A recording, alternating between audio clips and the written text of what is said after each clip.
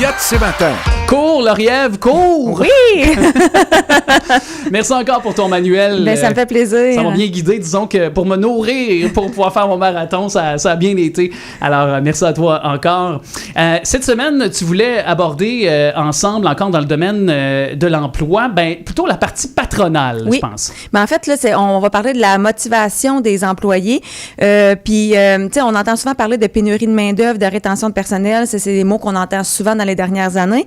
Puis, les gestionnaires, ils peuvent avoir un impact très important sur la fidélisation de son personnel lorsqu'ils mettent en place des bonnes pratiques pour favoriser le bien-être au travail.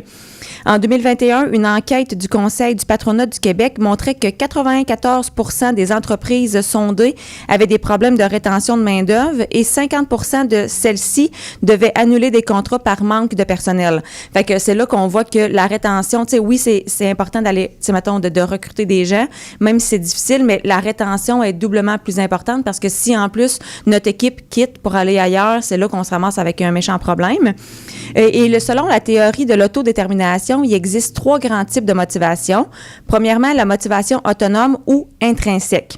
Elle se définit comme une personne qui effectue ses tâches par plaisir ou parce qu'ils sont conformes à ses valeurs personnelles. La personne n'attend pas de récompense extérieure. Ce type de motivation amène les gens à se surpasser, ce qui est bénéfique pour l'organisation. Il est aussi démontré qu'il y a moins d'épuisement professionnel lorsque les employés sont dans cette catégorie. Mettons exemple, là, j'essaie de prendre un exemple de motivation. Moi, quand que je viens ici à chaque jeudi matin, oui, ça te motive. Moi, c'est de la motivation intrinsèque. Pour moi, j'aime ça, je le fais par plaisir.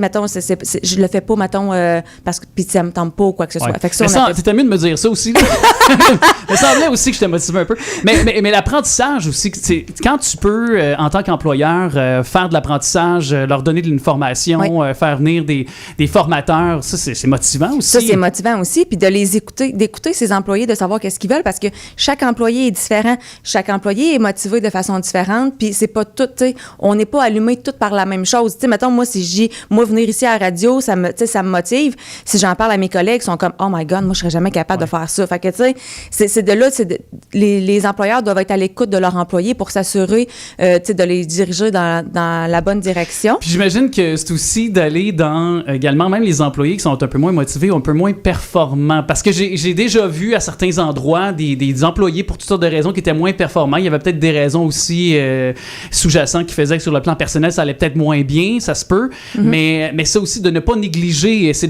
vraiment d'être investi envers tous les employés aussi. Oui, totalement. Il faut que chaque employé soit traité de façon équitable puis de s'assurer que, tu sais, sont tous bien. Si on voit qu'un employé file moins bien ou a l'air moins motivé, mais c'est d'aller à sa rencontre puis de savoir qu'est-ce qui le motive pas puis qu'est-ce qui pourrait motiver aussi. Puis c'est ça. Pourquoi est-ce que ce temps-ci, t'es moins motivé, tu sais?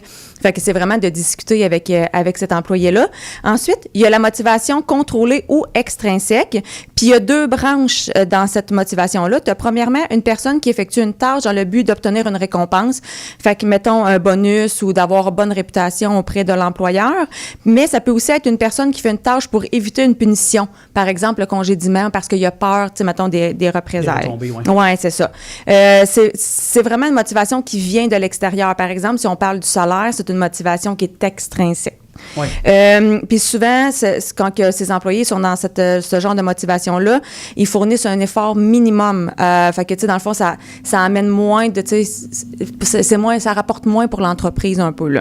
Est-ce que, tu sais, de faire une sorte, tu sais, on faisait ça en classe à l'époque, là, je me rappelle très bien, il y avait comme l'étoile de la semaine, là, tu sais, pour, à chaque semaine, tu sais, si on fait ça dans un groupe de travail, il me semble que, je me dis, c'est une forme de reconnaissance, ça peut aider pour le moral aussi des troupes. Ça peut aider pour le moral, mais tu sais, on va vraiment parler de extrinsèque parce que dans le fond, les gens vont se motiver pour être, mettons, l'élève de la semaine. Ouais,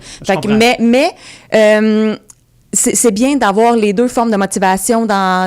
Généralement, il faut que la motivation intrinsèque domine, mais c'est bien aussi d'avoir un peu des 2 parce que ça va être motivant à des niveaux, mettons, tu sais, différents. Puis sinon, tu as la motivation. Dans ce type de motivation-là, il y a absence complète de motivation. L'employé, il n'a aucune volonté de faire ses tâches. Souvent, il est impliqué, mais il ne sait pas pourquoi il s'implique, puis il ne sait pas qu'est-ce que ça va lui apporter. Puis le taux d'absentéisme est vraiment beaucoup plus élevé dans ce type de motivation-là. Merci pour ces précisions-là. Les activités maintenant? Oui, cette année, la Semaine nationale de la réhabilitation sociale se déroulera du 10 au 13 octobre. Depuis 2019, nous avons un programme à l'établissement de détention pour les personnes incarcérées et depuis 2015, on s'implique là, à l'externe avec la clientèle judiciarisée. On accompagne, mettons, les personnes avec un casier judiciaire à se trouver un emploi, à les aider pour la suspension du casier judiciaire.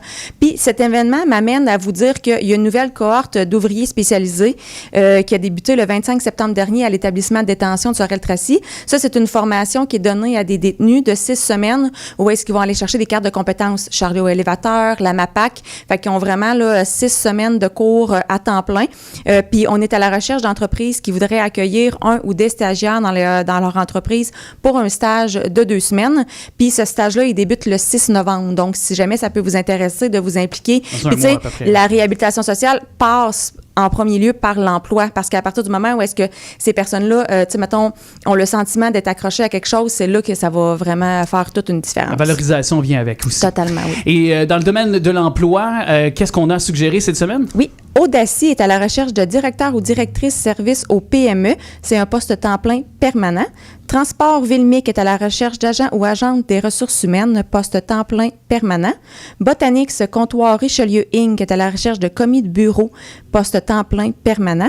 La Société de transport collectif de Pierre de Sorel est à la recherche de conducteurs ou conductrices d'autobus adaptés, poste temps plein permanent.